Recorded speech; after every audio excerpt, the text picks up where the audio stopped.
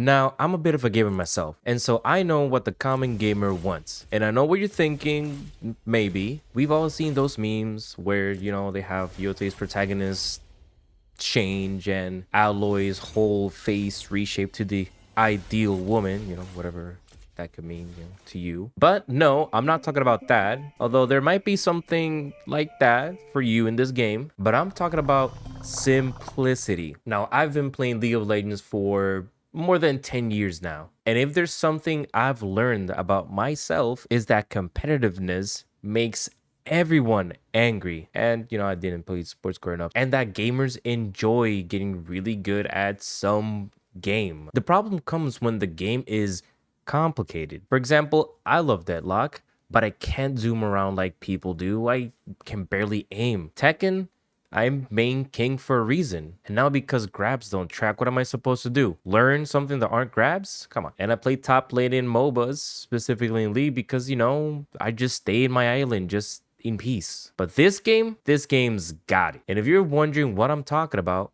and what game I'm talking about, which it can't be because I have it in the thumbnail, I'm talking about this.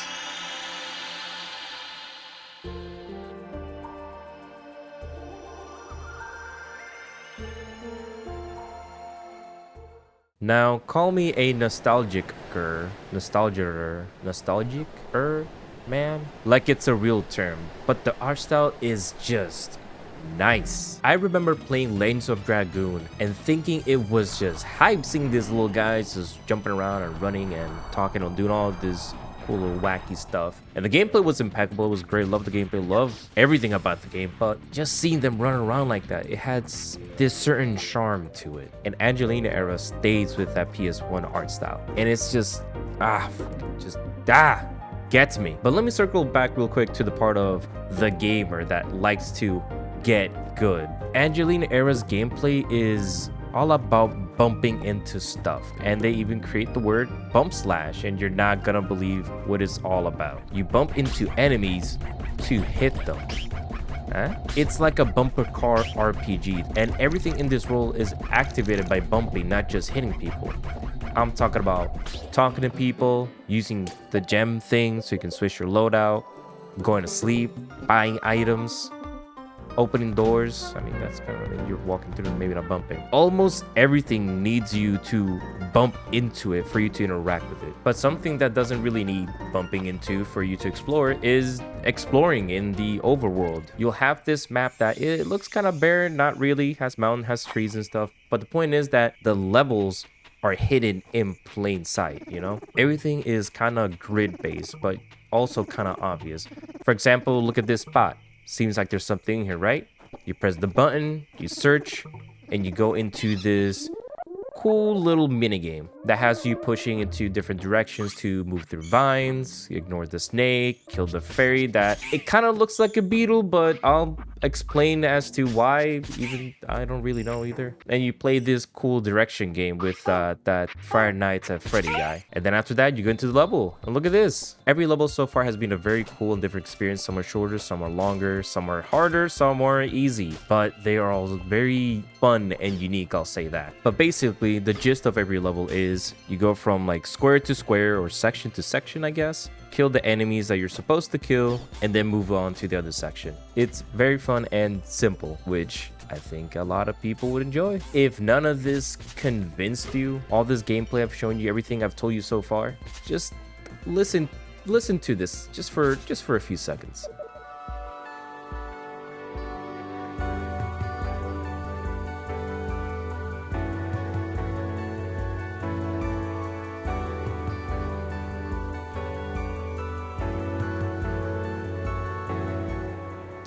Now that's, man, when I first heard that, I was just like, and developers were nice enough to put it on YouTube. You can listen to the whole soundtrack. Now, I'm gonna go over something that a lot of people don't really care about.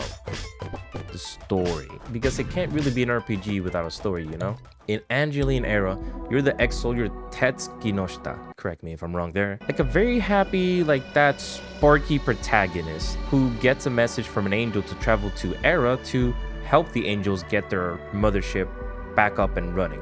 The angels are these beings who fell from heaven, crashed into earth in the throne, and the Fays aren't really a big fan of it. And because they lost their abilities, specifically to travel between planes, they are kind of in need of help. The Fays have gone bonkers, they're causing havoc everywhere, or so you believe. But with the help of the angel Arcas, you'll be able to collect the 9 beacons that will help you get it up and running. Probably nothing will happen, you'll get the 9 and everything will just end up fine. I'm sure of it. And to be honest, as much as I would want to tell you more, like the meaning behind these followers, the implications of the world that have been recently swallowed, there's a lot of religious undertones here. Not really undertones, they're like in your face. Or any cool twists, which I bet they are. I can't tell you anything because I'm still playing the game. I will say that there are pretty neat side stories in the game, although maybe they're main stories. But that's it.